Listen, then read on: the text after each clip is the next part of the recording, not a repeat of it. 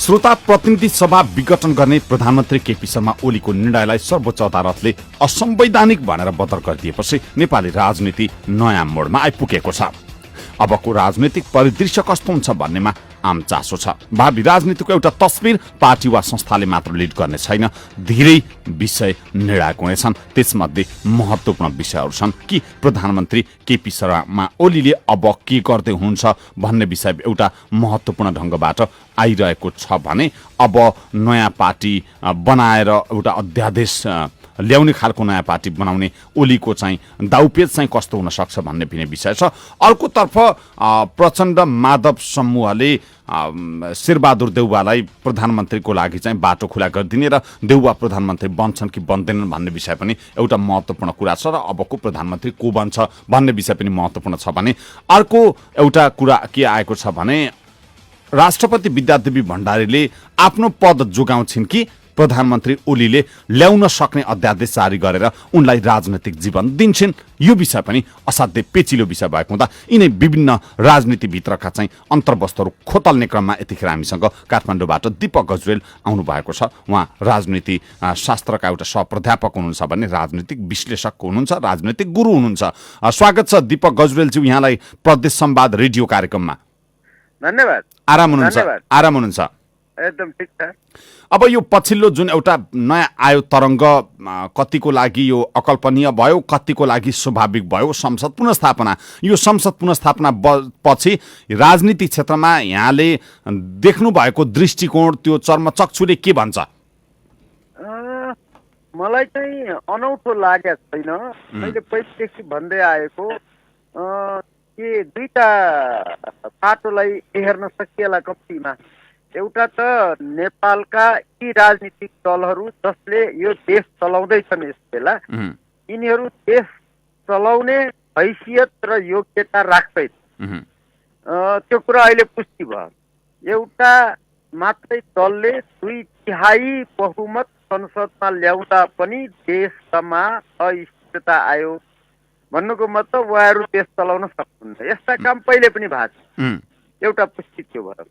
हजुर, मैले त झन्डै 25 वर्ष अगाडिदेखि यही कुरा भन्दैछु, लेख्दैछु। अर्को पाटो, यिनीहरू त्यसरी देश चलाउन असक्षम हुनुको कारण यी कसैले पनि नेपाल राष्ट्रको बृहत्तर हितलाई केन्द्रमा राखेर काम गरेका छैनन्, विदेशीको स्वार्थको लागि काम गरेका छन् भन्ने एउटा आरोप यदि कसैको थियो भने त्यो आरोप अब प्रमाणित अहिले देखियो अझ खुलेर। किनभने नेपाल राष्ट्रको हित भन्दा विपरीत नेपाल राष्ट्रलाई नोक्सान पुर्याउने गरी काम गर्ने नेपाली नामका राजनीतिक दल र नेता यो अयोग्य छन् देश चलाउन भन्ने फेरि पनि पुष्टि भएको र विदेशीको कारण। तर विदेशीलाई म दोष दिन्न। विदेशी शक्तिलाई दोष किन मिल्दैन भने प्रत्येक देशले आफ्नो राष्ट्रिय स्वार्थ हेरेर काम गर्ने हो।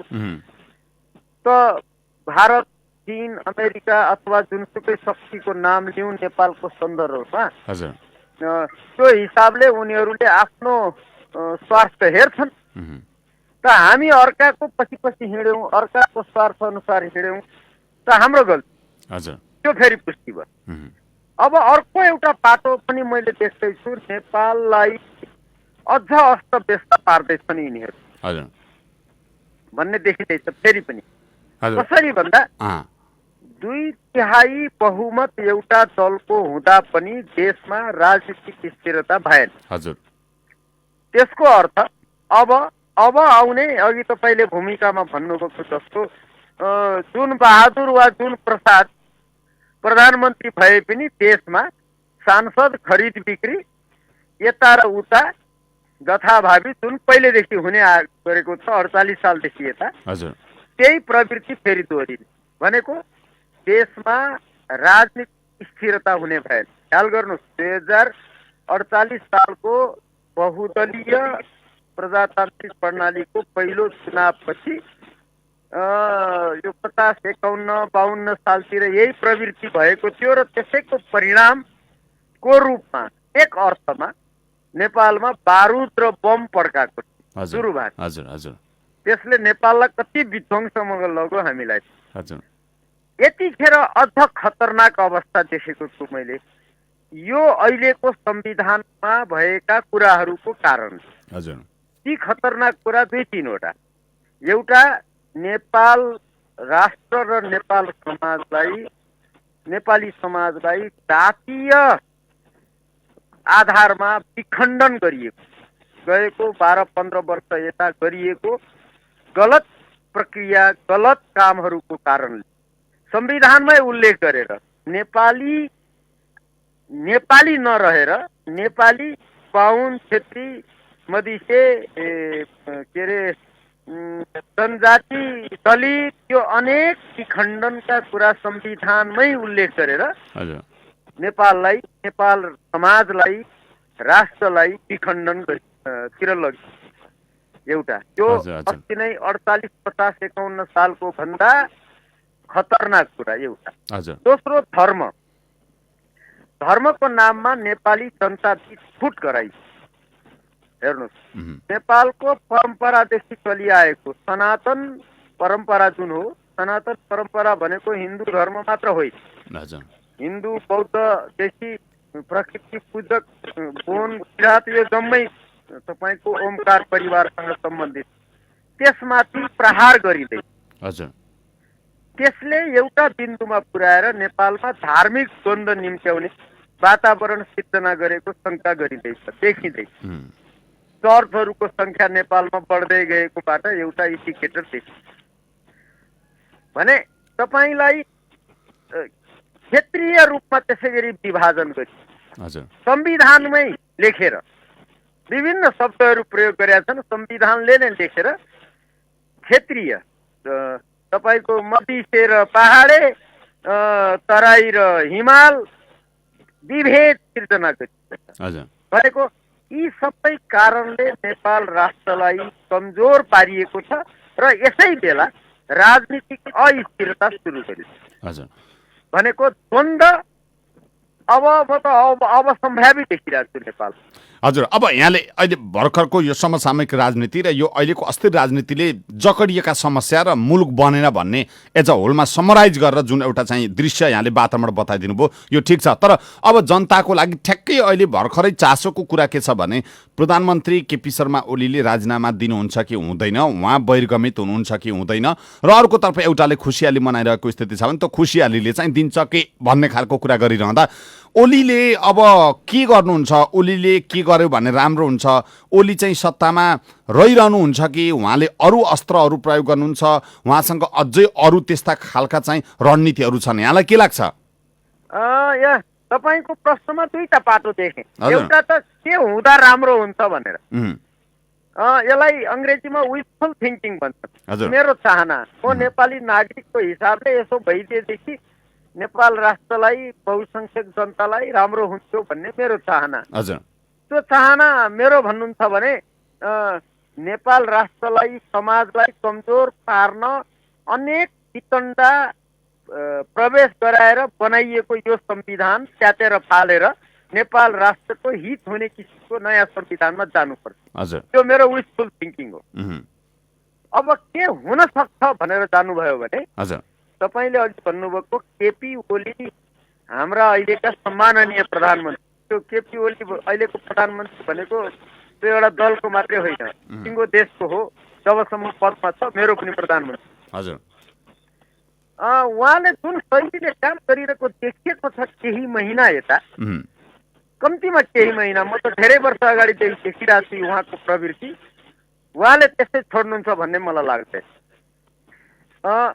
त्यसै छोड्नुहुन्न भन्नुको मतलब उहाँले जसरी प्रहार गर्दै हुनुहुन्छ नि जम्मै विपक्षीहरूलाई, भनेको संसदको विपक्षी दललाई त होइन, आफ्नै पार्टीभित्रकालाई अहिले एक प्रकारले फुटेर गए जस्तो देखिएका, फुटिसकेका छैनन्। एक तरिकाले जस्तै प्रहार गर्दै हुनुहुन्छ उहाँहरू, उहाँलाई के अरे के भन्छ हाम्रो प्रधानमन्त्रीले अरूलाई। त्यसबाट के देखिन्छ भने धेरै राजनीतिक शक्तिहरूको गोप्य बदमासीका फेहरिस्त प्रमाणहरू अहिलेको प्रधानमन्त्रीसँग छ। जस्तै हिजै पनि उहाँले खिल्ली उडाउँदै हुनुहुन्थ्यो। कता बोल्नु भएको एउटा सानो भिडियो बाइट देखाएको थिएँ मैले। भाइहरूले लड्डु खाए भन्ने खालको। लड्डु खाए भनेर खिल्ली त्यसै उडाएको छैन। हाउभाउ हेर्नु, तरिका हेर्नु, प्रवृत्ति हेर्नु। हो जस्तो उहाँमा कुनै पनि हीनता बोध, मैले गल्ती गरेको हुनाले मैले प्रायश्चित गर्नुपर्छ भन्ने टाइपको त उहाँमा केही पनि देखिन। न उहाँको फेसले बताउँछ, न उहाँको अभिव्यक्तिले बताउँछ। उहाँमा यो खालको भन्न खोजेको उहाँले हीनता बोधको त कुरै नगरौँ। उहाँको चालढाल हेर्दाखेरि गएको केही महिना यता कम्तीमा सबैलाई तपाईँको के कान समातेर उठ बस गराइरहनु भएको छ भने जस्तो देखिँदैछ। त्यो प्रवृत्ति के होला त भन्दा उहाँले अरू राजनीतिक दल र अरू नेताहरूको गोप्य बदमासीका प्रमाणहरू बोकेर बस्नुभयो होला र जसलाई के तरिकाले प्रयोग गर्नुपर्छ त्यसरी उहाँले प्रयोग गर्नलाई थर्काइरहनु भयो होला। अङ्ग्रेजीमा ब्ल्याकमेल भन्छ। मलाई त्यस्तो लाग्दैछ। त्यस्तो स्थितिमा अब यो प्रवृत्तिले उहाँको भविष्य चाहिँ कस्तो देख्नुहुन्छ यहाँले? म त डरो देख्छु उहाँको भविष्य। डरो भनेको चाहिँ के? भविष्य किन डरो हुन्छ भने हेर्नुहोस्, राजनीति चल्ने सूचनाले हो। सूचना उहाँसँग बलियो छ भने धेरैलाई पाखा लगाइदिन सक्नुहुन्छ, धेरैलाई सत्यानाश पार्दिन सक्नुहुन्छ। यसको अर्थ जो हामीसँग अब 13 दिन मध्ये 2 दिन त गयो, अब 11 दिन बाँकी छ। 11 दिनपछि संसद बैठक बस्ने होला, त्यसपछि एउटा संसदको प्रक्रियाबाट उहाँ रहने नरहने एउटा विषय होला भने यो बीचमा चाहिँ उहाँले गर्न सक्नुहुन्छ के यहाँले के देख्नुहुन्छ? त्यो यस्तो हो हेर्नुहोस्, संसदको अधिवेशन एउटा सानो प्रक्रियाको कुरा गरौँ, एउटा दुईटा सेन्टेन्समा। हजुर। संसदको अधिवेशन बस्छ, त्यसपछि प्रधानमन्त्री विरुद्ध अस्ति नै दर्ता भएको अविश्वासको प्रस्तावको प्रक्रिया अगाडि बढ्छ। त्यसपछि प्रधानमन्त्री अहिलेको ओली रहने कि उहाँ जाने भन्ने त्यहाँ पुष्टि हुन्छ। त्यहाँनिर ख्याल गर्नुहोस्, अलिकति म्याथमेटिक्सको कुरा हेर्नुहोस्, करिब 80-83 जना ओली पक्षमा भनेर बताइएको छ, बाहिर आएको छ। हजुर। झन्डै 90 जना ओलीका विरोधी पक्ष बताइएको छ। औपचारिक रूपमा निर्वाचन आयोगमा कानुनी रूपमा संवैधानिक रूपमा त्यो दल फुटेको छैन। अब यो ओलीले आफ्नो पर्दा पछाडिको ब्ल्याकमेलिङको तुरुप प्रयोग गरेर ती विरोधमा गएका झन्डै 90 जना मध्ये आधा भन्दा बढीलाई आफ्ना अगाडि घोडा टेकाउन लगाइदिनु भयो भने मलाई आश्चर्य लाग्ने छैन। एक र यही पार्टीको नेताको रूपमा उहाँ पुनः प्रधानमन्त्री कन्टिन्यू गर्नुभयो भने मलाई चाहिँ अचम्म लाग्ने छैन। एउटा पार्ट सम्भावना प्रशस्त देखियो। हजुर। यी त्यो 90 जना जति उहाँको विरोधमै कायम रहे भने पनि अर्को पार्टी दुईटा छ त्यहाँ, काङ्ग्रेस र जसपा। तिनका समर्थन लिएर जम्मा 138 भोट भए त उहाँलाई प्रधानमन्त्री हुन पुगेको। भनेको 83 जना अहिले छन् अरे, 17 जना थियो, 38 भनेको 55-56 जना मान्छे भए पुगेको।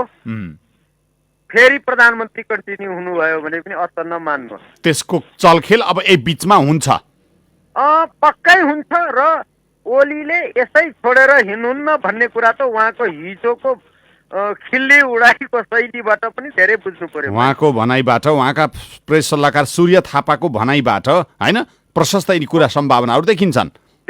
अब एउटा महत्त्वपूर्ण विषय, सबैको चासोको विषय के छ भने उहाँले गत वैशाखमा पनि एउटा पार्टी फुटाउन केन्द्रीय समिति र संसदीय दलमध्ये एउटामा 40% बहुमत पुर्याएर त्यो अध्यादेश ल्याउनु भयो। यद्यपि त्यो अध्यादेश पछि चाहिँ फिर्ता भयो। अब सङ्कट मान्छेले अब एउटा चाहिँ के अनुमान गर्न थाले भने उनले बीचमा अब फेरि यो अध्यादेश ल्याउँछन् र यसमा फेरि राष्ट्रपति विद्यादेवी भण्डारीले लाल मोहर लगाइदिनु भने पार्टी फुटालेर यिनले पनि जे पनि गर्छन् भन्ने कुरा छ। यो सम्भावना र यो कुरालाई यहाँले कसरी हेर्नु भएको छ? जेसुकै गर्न सक्छन्। मैले अघि नै भने यिनीसँग सूचना छ, ब्ल्याकमेल गर्दैछन्। अब राष्ट्रपतिलाई नतानौँ होला यस्ता, किनभने अहिलेको संविधानले 2047 सालको संविधानमा राजालाई दिएको अधिकार जति पनि दिएको छैन राष्ट्रपतिलाई। प्राइम मिनिस्टरले लगेर कागज टेबुलमा राखेको जे हुन्छ राष्ट्रपतिले नपढिकन सही गर्नुपर्ने जस्तो व्यवस्था गरिएको छ। त्यसैले राष्ट्रपतिलाई विवादमा नतानु। यो मेरो प्रेम होइन राष्ट्रपति पदसँग। म संविधान पढ्ने विद्यार्थीको नाताले, राजनीति शास्त्रको अध्येताको नाताले राष्ट्रपतिलाई दोष दिन हुन्न भन्छु। किनभने संविधानले उहाँलाई कार्यकारी अधिकारै दिएको छैन, त्यसैले गाली गर्नु हुँदैन। तर उहाँले अलिकति चाहिँ एउटा संविधानको संरक्षक मानियो। उहाँले चाहिँ यो सुझबुझ नगरिकन एउटा चाहिँ संसद विघटनको विषयमा उहाँले चाहिँ एउटा केपी ओलीको रबर स्ट्याम्पै बनिदिनु भयो र अहिले पनि राष्ट्रपति भण्डारीले अब आफ्नो पद जोगाउँछिन् कि प्रधानमन्त्री ओलीले ल्याउन सक्ने अध्यादेशलाई जारी गरेर फेरि राजनीतिक जीवन दान दिन्छन् ओलीलाई भन्दै गर्दा यहाँले चाहिँ के भन्नुहुन्छ त्यसो भए?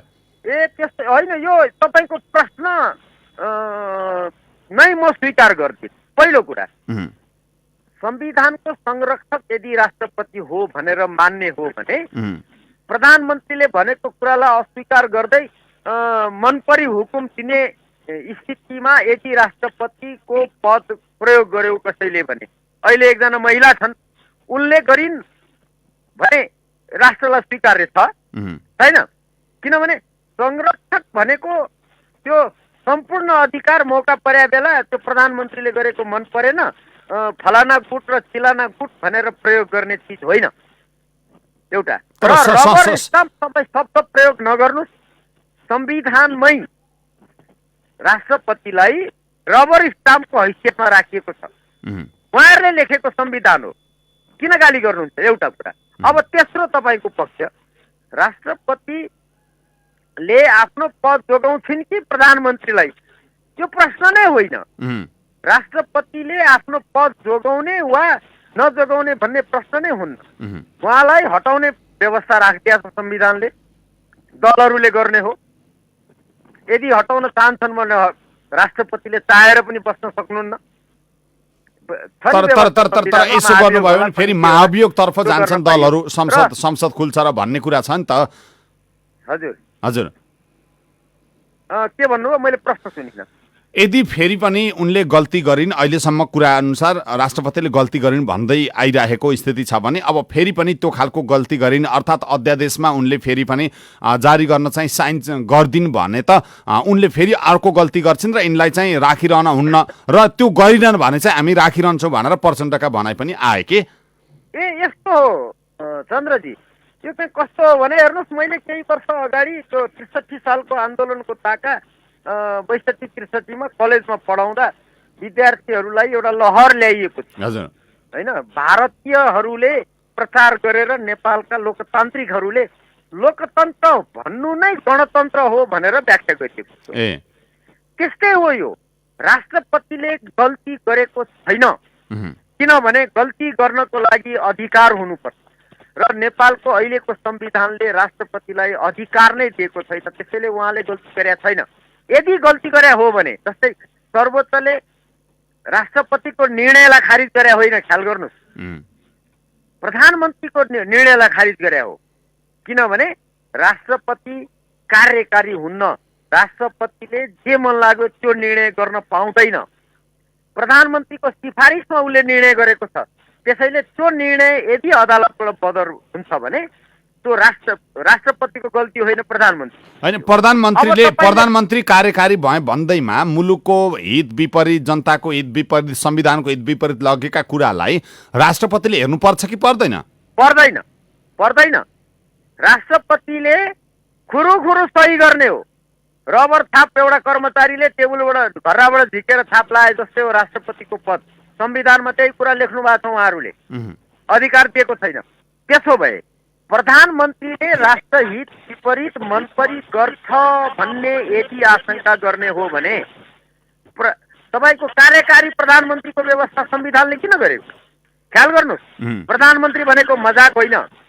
प्रधानमन्त्री भनेको संसदमा बहुमत प्राप्त व्यक्ति हो। त्यो बहुमत भनेको को त भन्दा सिङ्गो देशको बहुमत हो। जनताको नेता हो, किनभने बहुमत जनताले भोट हालेर पठाएको सांसदहरूको बहुमत प्राप्त व्यक्ति हुन्छ। एक। दोस्रो, ऊ संसदको नेता हुन्छ किनभने उसको बहुमत छ संसदमा। अर्को, तेस्रो पक्ष भनेको त्यो प्रधानमन्त्री भनेको यस्तो व्यक्ति हो जो आफ्नो दलको नेता हुन्छ, संसदीय दलको नेता भएपछि बल्ल प्रधानमन्त्री। हजुर। त्यस्ता मान्छेलाई त्यस्तो पदलाई राष्ट्र विरुद्ध काम गर्छ भनेर तपाईँले शङ्का गर्ने अधिकार हुन्न। यदि गर्नुहुन्छ भने तपाईँ प्रजातन्त्रमा विश्वास गर्नुहुन्न। हजुर। यदि त्यतिखेर पनि यदि प्राइम मिनिस्टरको पदमा बसेको व्यक्तिले राष्ट्र विरुद्ध काम गर्छ भनेर विश्वास गर्नुहुन्छ, शङ्का गर्नुहुन्छ भने तपाईँलाई एउटा तानाशाह चाहिन्छ, प्रजातन्त्र चाहिँदैन। हजुर हजुर। त्यसैले विश्वास गर्नु पर्यो जनताको बहुमत प्राप्त व्यक्तिलाई राष्ट्रघात गर्छ भन्न पाइँदैन। तर प्रजातान्त्रिक प्रणालीमा चेक एन्ड ब्यालेन्स राखेको छ। त्यसैले प्रधानमन्त्रीले संविधान भन्दा बाहिर गएर कुनै काम गर्न खोज्यो भने वा गर्यो भने त्यसलाई अंकुश लगाउने व्यवस्था राखिया छ। त्यही भएर त अहिले सर्वोच्चले प्रधानमन्त्रीले गरेको निर्णय खारिज गर्यो त। हजुर हजुर। त्यसैले राष्ट्रपतिले रोक्ने होइन, प्रधानमन्त्रीलाई रोक्ने व्यवस्था छ। संसदमा अविश्वासको प्रस्ताव लगाएर फाल्नुहोस् कि अहिलेको जस्तो अदालतमा जानुहोस्, अदालतले रोक्दिन्छ। हजुर। छ त व्यवस्था। त्यसैले शङ्का गर्नुहुन्न पहिलो कुरा। हजुर। किनभने ऊ संसदको नेता हो, देशको नेता हो, दलको नेता हो, अनि सरकारको नेतृत्व हुन्छ नै उसको फेरि भने त्यसलाई शङ्का गर्नुहुन्न। यदि गल्ती गर्यो भने रोक्ने व्यवस्था छ त, संसदले गर्छ, अदालतले गर्छ, राष्ट्रपतिलाई तान्न पाइँदैन भन्छु म। यो संविधान हो। ओके ओके, ठिक छ। अब राष्ट्रपतिका विषयमा हामी धेरै कुरा नगरौँ। अब अर्को महत्त्वपूर्ण विषय तपाईँसँग गर्नै पर्छ कि अब प्रधानमन्त्री को बन्छ भन्ने सबैको चासो छ। यहाँले एक प्रकारले भन्ने हो भने केपी ओलीले छोड्दिनन् नै भन्नुभयो। अब यो राजनीतिमा दोस्रो महत्त्वपूर्ण पक्ष प्रचण्ड नेपाल समूह कसरी अगाडि बढ्छ, अब प्रधानमन्त्री बन्ने लाइनमा देउवा छन्। प्रधानमन्त्रीको अबको यो चाहिँ बनाउने खेलमा यो गठबन्धनको सरकारमा देउवा निर्णायक शक्ति भयो भन्दै गर्दा यिनीहरूको त्यहाँ चान्समा डान्स हुन्छ कि हुँदैन? अब जसको सुकै डान्स हुन सक्छ, जसको सुकै चान्समा। हजुर। त्यो खरिद बिक्रीमा चल्ने राजनीति हो। मैले पहिले पनि भने नेपालको इतिहासले प्रमाणित गरेको छ गएको 30 वर्ष यता, होइन? तपाईँको 205 जना सांसद भएको प्रतिनिधि सभा ऊ बेलाको संविधान अनुसार 205 जना मध्ये 19 जना सांसद भएका नेता पनि प्रधानमन्त्री भएको थिए। हजुर। र समर्थन गर्ने यिनै अहिलेका नेताहरू हुन्। अब यो देशमा दलहरूले के गर्छन्, प्रधानमन्त्री को हुन्छ, त्यो मलाई त केही टाउको दुखाउनु पर्छ भन्ने नै लाग्दैन।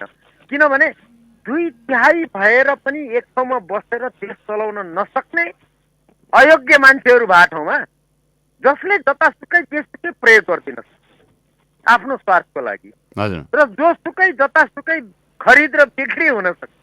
पहिले भएको छ, आरोप होइन यो, पहिले भइसकेका छ, उहाँहरूले गर्नु भएको छ। त्यसैले देउवा प्रधानमन्त्री हुन्छन् कि त्योभन्दा अगाडि ओली नै कन्टिन्यू गर्छन् कि, त्यो अनुमान बेकार हो। हेर्नुहोस्, कसले बढी पैसामा कसलाई किन्छ त्यसमा डिपेन्ड गर्छ। अब कांग्रेस चाहिँ के गर्छ? अब देउवालाई प्रधानमन्त्री बनाउने दाउमा जान्छ कि अब होइन 5 वर्ष हामीलाई विश्राम गर्न दिएका हुन्, अहिले बन्नु हुँदैन भन्ने छ कि जसपातिबाट चाहिँ प्रधानमन्त्री बन्छ कि? अब त्यो त एउटा चाहिँ जनताले बुझ्न पाए, तपाईँ जस्ता व्यक्तिले भनिदिनु भयो भने यसो हुँदो रहेछ यो राजनीतिमा भन्ने कुरा थाहा पाउला नि त। यस्तो हो त्यो त। हेर्नुहोस्, गएको 15-20 वर्ष, खास गरेर 2062 साल मङ्सिरदेखि यताको प्रवृत्ति हेर्नुभयो भने नेपाली कांग्रेस भन्ने पार्टी त्यो नामको मात्रै हो, त्यसको आफ्नो सिद्धान्त केही पनि छैन। माओवादी एजेन्डामा हिँडेर यहाँ ल्याएको छ त्यसलाई। त्यसैले त्यो प्रधानमन्त्री पद पायो भने, खान पायो भने जेसुकै गर्छन् तिनीहरू। पुष्टि भएको आरोप होइन यो मेरो, यो पुष्टि भएको। त्यो पुष्टि गर्यो कांग्रेसले। हजुर। एउटा कांग्रेसको पक्षमा कांग्रेस पार्टीको जुन प्रजातान्त्रिक समाजवाद त्यो देखाउने कुरा मात्रै हो। यिनी पुरै कम्युनिस्ट, तपाईँ कम्युनिस्ट पनि होइन, माओवादीको राष्ट्र विरोधी हिंसा लाई प्रमोट गर्ने सिद्धान्तमा हिँडेको छ कांग्रेस। त्यसैले कांग्रेसको अस्तित्व के पनि बाँकी छैन, त्यो मुख्याचा मात्रै। त्यसैले तिनले जे पनि गर्न सक्छन् खान पाए। अब बाँकी रह्यो जसपा। जसपा भनेको अहिले मधिसे भनाउँदाहरू एक थरी छन्, अर्का थरी हिजो बन्दुक बोकेर नेपाली नागरिक मार्दै हिँडेका पनि त्यहीँभित्र छन्। आदिवासी र जनजाति भनेर नेपाली राष्ट्रलाई, नेपाली समाजलाई विखण्डनमा लानेहरू पनि त्यही छन्। र यिनीहरूको प्रवृत्ति हेर्नुभयो भने खाना पाएको बेला जेसुकै गर्ने प्रवृत्ति इतिहासमा हिजो अस्ति देखिएको छ 2-10 वर्ष अगाडि। हजुर हजुर। त्यसैले भोलि उपेन्द्र यादवलाई प्रधानमन्त्री बनाएर त्यो प्रचण्डले स्यालुट गर्यो भने पनि अचम्म नमान। त्यो सम्भावना पनि देखिन्छ। जेसुकै छ भनिहाले नि, जसले बढी पैसामा जसलाई किन्छ वा ओलीले जस्तो ब्ल्याकमेल गर्न जसले सक्छ उसैले हाँक्ने हो देश अब, र अल्टिमेटली देशलाई अराजकतामा लान्छ। हजुर। अब प्रचण्डले म प्रधानमन्त्री बन्दिन, म एउटा चाहिँ कुर्सीको लागि लडेकै होइन, म चाहिँ मुलुकको विकासको निम्ति लडेको, यो प्रतिगमन थियो, प्रतिगमनका विरुद्धमा हामी चाहिँ उत्र्यौँ, हामी सफल भयौँ भन्दै गर्दा उहाँले चाहिँ म प्रचण्डले प्रधानमन्त्री बन्दैन भन्नुहुन्छ। यहाँले के देख्नुहुन्छ? उहाँले त्यो एकछिन देखाउन भन्नुभएको हो कि दाउ पर्दा ठ्याक्कै फेरि अब त्यो सिर्पेच चढाइहाल्नुहुन्छ? तपाईँलाई यसमा म दुईटा कुरा स्मरण गराउन चाहन्छु तपाईँको श्रोतालाई पनि। हजुर। एउटा दिल्लीबाट काठमाडौँमा आएर 12 बुँदे सहमति मार्फत सत्तामा जाने बेलामा प्रचण्ड र बाबुरामले एउटा घोषणा गर्नुभएको छ, हामी पदमा जाँदैनौँ, हामी अब गान्धी र बुद्ध बनेर बस्छौँ भनेर बोल्नु भएको छ। त्यसपछि 63 सालमा उहाँहरूले गर्नुभएको घोषणापछि के गर्नुभयो मैले भनिरहनु पर्दैन। एउटा कुरा। त्योभन्दा महत्त्वपूर्ण कुरा, माओवादी पार्टीले औपचारिक रूपमा पार्टी दस्तावेजमा लेखेर जनयुद्ध भन्नुभएको थियो, उहाँहरूले हिंसात्मक अभियान चलाउनु भएको थियो यो देशमा। मान्छे मार्ने अभियान भन्छौँ, मानिसको हत्या र राष्ट्रको सम्पत्तिको नोक्सान गर्ने अभियान चलाउनु भएको थियो औपचारिक रूपमा दस्तावेजमा लेखेर। हजुर। त्यो हिंसा माओवादीले आजसम्म त्यागेको छैन, ख्याल गर्नु। त्यो धङधङी छ, प्रचण्डले गर्नु भएको हो र त्यो बृहत शान्ति सम्झौता पल्टाएर हेर्नुभयो भने हिंसा स्थगित मात्रै गरेर लेखेको छ। माओवादीले गरेको हिंसा आज पनि जारी छ, स्थगित मात्रै छ। रगतका राता दागहरू होइन, रगतका राता मान्छेले हिंसा त्यागेको छैन आजसम्म। जुन मान्छेले पटक पटक पदमा जान्न भनेर घोषणा गरेर फेरि पदमा गएर मनपरी गरेर राष्ट्रघात गरेको छ, त्यस्ताको बारेमा टिप्पणी गर्दा पनि मेरो अपमान हुन्छ। उहाँको त्यो भन्ने मात्रै हो, उहाँहरू चाहिँ पायो भने छोड्नुहुन्न भन्ने यहाँको अर्थ होइन। त्यस्ताको बारेमा टिप्पणी गर्नु पनि म विश्वविद्यालयमा राजनीति शास्त्र पढाउने प्राध्यापकको अपमान हुन्छ। यस्ताको नाम लिनु पनि राष्ट्रको विरुद्ध हो। त्यति धेरै प्रचण्ड पर्ची यहाँ किन पूर्वाग्रही हुनुभयो? पूर्वाग्रही होइन, मैले तपाईँलाई प्रमाण भनिसकेँ, मेरो पूर्वाग्रह होइन। आजसम्म हिंसा त्यागेको छैन, त्यसैले देश हाँकेको छ। र म नेपाली नागरिक, म जस्ता 3 करोड नेपाली नागरिक थपडी बजाएर हिँडेको छु, हामी जति बेकुफ पो छ। अनि मलाई कसरी आस्था हुन्छ यस्ताप्रति र तिनका समर्थक प्रति? भनेको अब माओवादीले आजसम्म मलाई दस्तावेज देखाइदिनुहोस्। भनेको राता दागहरू इतिहासमा अझै पनि देखिन्छन्। राता दागको त कुरै नगर्नु। 17,000 नेपाली नागरिक मारेको सजाय भोग्नु भएको छ उहाँहरूले। त्यो त अर्को बाटो छँदैछ। पहिलो कुरो, भोलि मान्छे मार्ने छुइन पनि भनेको छैन, मेरो भन्न खोजा त्यो। हजुर। कसरी पूर्वाग्रह हो? जनयुद्ध स्थगित मात्रै भएको छ। अहिले अलि दिनलाई रोक्या मात्रै हो, 62-63 सालपछि कुनै पनि बेला फेरि सुरु हुन सक्छ। ल, राष्ट्रको लागि खतरनाक काम हो त्यो। यसले राष्ट्रलाई निकास दिँदैन। अब के छ भन्दा, अब तपाईँहरूको अर्थबाट तपाईँहरूका विज्ञहरूका कुरा सुन्दा पनि यी राजनीतिक दलका अहिलेका चर्चामा आएका सबै टाउकाहरू, सबै नेताहरूले देशलाई लिड गर्न सक्दैनन्, देशलाई भणखालोमा हाल्छन् भन्दै गर्दा अब सेकेन्ड जेनेरेसन पनि अब आउनुपर्छ, यिनीहरू सबैले विश्राम लिनुपर्छ भन्दै गर्दा सेकेन्ड जेनेरेसनको चाहिँ सम्भावना देख्नुहुन्छ यहाँले? यस्तो छ, सेकेन्ड जेनेरेसन भनेको मैले 3टा तह भन्छु। हजुर। पुस्ता भन्दिनँ, 3टा तह राजनीति। एउटा केन्द्रीय राजनीतिमा सत्ता चलाउनेहरू, यी ठुला नेता। अर्को अहिले प्रदेश भनेर चलाइएको अर्को तह, त्यसमा ठुला नेता पनि छन्, मझौला पनि छन्, बच्चा पनि छन्। त्यसपछि स्थानीय तह बनाउँदो अर्को छ। तपाईँ त राजधानी होइन, ग्रासरुटमा बसेर काम गर्नुभएको छ, हामीले भन्दा राम्रोसँग देखिरहनु भएको छ। केन्द्रका नेता भन्दा पनि भ्रष्ट त्यो स्थानीय तहका मान्छे भइसकेका छन्। हजुर। त्यो कुन जेनेरेसन ल्याउनु? कुनै पनि बाँकी छैन। तीनटा तह मार्फत राजनीतिसँग सरोकार राख्ने सबैलाई भ्रष्ट बनाइयो। त्यसैले तपाईँले युवाको नाममा यो 70 वर्षका नेतालाई हटाएर अर्को 40 वर्षको 30 वर्षको नेता ल्याएर के हुनेवाला म देख्छु। हजुर, अब यहाँलाई एउटा प्रश्न सोध्नै पर्ने हुन्छ, यो अलिकति बढी पेचिलो पनि होला।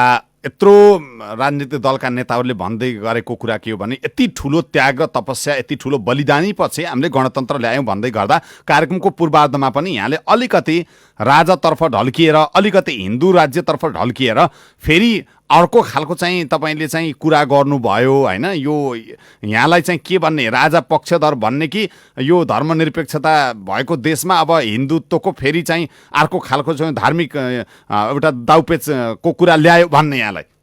ए होइन, तपाईँले यसरी हेर्नु पर्ला। नेपाललाई जातीय आधारमा विखण्डनमा लाने स्वीकार्य मलाई छैन। त्यसैले यो संविधान म त्यो त्यागेर फालियोस् भन्ने चाहन्छु। एक। दोस्रो, धर्मको नाममा नेपाललाई विखण्डन गरेर टुक्रा टुक्रा पार्ने, धर्मको नाममा नेपालमा हिंसा को बाटोमा लाने कुरालाई मलाई स्वीकार्य छैन। त्यसैले धर्मनिरपेक्षता मलाई स्वीकार्य छैन। धर्मनिरपेक्षता म नागरिकको रूपमा अर्को पनि एउटा कारण छ। ओमकार परिवारको धर्म मान्नेहरू नेपालको जनसङ्ख्यामा 94%। हजुर, तिनले भनेको धर्म राष्ट्रले किन नमान्ने? अब राष्ट्रको धर्म हुन्न भन्नुहुन्छ भने क्रिस्चियन धर्म राष्ट्रिय धर्म भएका संसारमा कतिवटा देश छन्, इस्लाम धर्म मान्ने कति छन्, बौद्ध धर्म राष्ट्रको धर्म मान्ने कति छन्, हिसाब निकाले हुन्छ। मन लाग्छ हजुर, एउटा हिन्दू राष्ट्र किन नहुने? म हिन्दू राष्ट्र पनि भन्दिनँ, वैदिक सनातन धर्म राष्ट्रको हुनुपर्छ। हजुर, त्यसले धार्मिक सद्भाव कायम गरेको थियो पहिले, सामाजिक सद्भाव कायम गरेको थियो पहिले, त्यसैले भोलि पनि गर्छ, विखण्डन रोक्छ। हजुर, मैले मेरो स्वार्थको कुरा गर्दिनँ, राष्ट्र र समाजको त्यसले हित गरेको थियो। त्यसलाई राजनीतिक दलहरूले कुल्चिए, बिर्सिए। अब बाँकी रह्यो गणतन्त्र। गणतन्त्र ल्याउँदा मलाई आपत्ति छैन, राजा आए पनि आपत्ति छैन, तर त्यो गणतन्त्रले स्थायित्व दिनु पर्थ्यो। हजुर, कमसे कम सुरुवात गर्नु पर्थ्यो, खोइ गरियो। 14 वर्ष निराशामा भयो गणतन्त्र। नेपालका मित्र राष्ट्रहरू सबैले शङ्काको दृष्टिकोणले हेरे नेपाल राष्ट्रलाई। हजुर, हेर्नुहोस्, भारतले के भनिरहेछ, नेपाल मेरो सुरक्षामा खतरा भयो भन्दैछ, गणतन्त्र आएपछि भन्दैछ। चीनले नेपालको भूभाग चीन विरुद्ध प्रयोगकर्ता भयो भनेर भन्दैछ र त्यो गणतन्त्र आएपछि भन्दैछ। अमेरिकाले नेपालमा बढी चलखेल गर्यो भनेर भनिँदैछ, गणतन्त्र आएपछि भयो। यो स्थिति भनेको मतलब नेपाललाई छिमेकी राष्ट्रहरूप्रति अविश्वास बढ्यो। त्यो किन भयो? गणतन्त्र आएपछि। हजुर, यिनीहरूले ल्याए। यो किन ल्याएको? नल्याउनुहोस् न, राम्रोसँग चलाउनुहोस् देशलाई। मलाई कुनै तन्त्रसँग के मतलब? देश र जनताको भलाइ होस्। हजुर, मित्र राष्ट्रहरूले विश्वास गरून्, अन्तर्राष्ट्रिय समुदायमा नेपालको प्रतिष्ठा कायम रहोस्। एक्ज्याक्टली, सबै बिगार्नु भयो। त्यसैले मलाई जुनसुकै वादी भन्नुहोस्, मलाई आपत्ति छैन, तर मुलुकको विकास हुने कुरा गर्नुहुन्छ। हजुर, हजुर, नेपालवादी भनेको फेरि फलाना कुमार नेपाल नभन्नु होला। अब हामी अन्तिममा छौँ, यो कार्यक्रमको अन्तिममा, र पनि अन्तिममा यहाँले चाहिँ भन्दै गर्दा अब मुलुकको निकास चाहिँ यहाँले ठ्याक्कै एक लाइनमा भनिदिनु होला, मुलुकको निकास हुन्छ कसरी? मुलुकको निकासको लागि एउटा मात्रै उपाय छ, त्यो फेरि मेरो विशफुल थिङ्किङ मात्रै हो, सम्भावना देख्दिनँ। सम्पूर्ण राजनीतिक शक्तिहरूले, राजनीतिक शक्ति भन्दैछु, दलदेखि संस्था, निकाय, व्यक्ति सबैले आफूले आजसम्म गरेका राष्ट्रघात र जनता प्रतिको विश्वासघात एकले अर्काको सार्वजनिक गर्नुहोस्। सूचना पशुपतिमा गएर पखाल्नुहोस्। पशुपतिमा पखाल्न पाइँदैन। नागरिकलाई जानकारी दिनुहोस्, प्रमाण शुद्ध, र त्यो गरेको गल्तीको सजाय भोग्नुहोस्, र बल्ल चोखो मान्छेले देश चलाउनुहोस्। त्यो गणतन्त्र, राजतन्त्र, कुनै तन्त्र होस्, मलाई आपत्ति भनेको चुनावमा जाँदा घोषणा पत्र लिएर घर घरमा स्वस्ति गर्दै उनीहरू गए जस्तै अब आफूले गरेको गल्तीको प्रायश्चितको एउटा घोषणा पत्र बनाएर घर घरमा उनीहरूले चाहिँ माफी माग्दै हिँड्नु पर्यो। माफी मागेर म माफी दिन्न, नेपाली नागरिकले दिएको सजाय भोग्न तयार हुनुपर्छ। र बुझ्नुभयो न, मैले दिएको सजाय यदि मान्नुहुन्छ भने त उल्टो झुन्ड्याएर मुनिबाट आगोले सेक्ने हो। अब तपाईँ पनि नागरिक हो, भन्नुहोस् न उनीहरूलाई चाहिँ अब के सजाय दिने त? मैले भनिसकेँ त, उल्टो झुन्ड्याएर मुनिबाट आगोले सेक्ने, अरू कुनै सजाय म चाहिँ अब यसलाई हिंसालाई प्रमोट गरेको नठानिदिनु होला। त्यति ठुलो राष्ट्रघात गरेका छन्, प्रमाणित छ। र यो सम्भावना मेरो विशफुल थिङ्किङ मात्रै हो। मैले अघि नै भने यो सम्भावना छैन, उहाँहरूले गर्नुहुन्न। हजुर, हुन्छ। व्यस्त समयका बावजुद हामीलाई समय दिनुभयो र लुम्बिनी प्रदेशका जनतालाई दीपक गजुरेलको चाहिँ आवाज सुनाइदिनु भयो समसामयिक राजनीति विषयमा अब कसरी बढ्दैछ यहाँको चर्म चक्षुले देखेका कुराहरू यहाँले भनिदिनु भएको छ। Thank you so much. भोलिका दिनमा पनि हामीसँग कुराकानी गर्न आउनुहोला। हस्, धन्यवाद।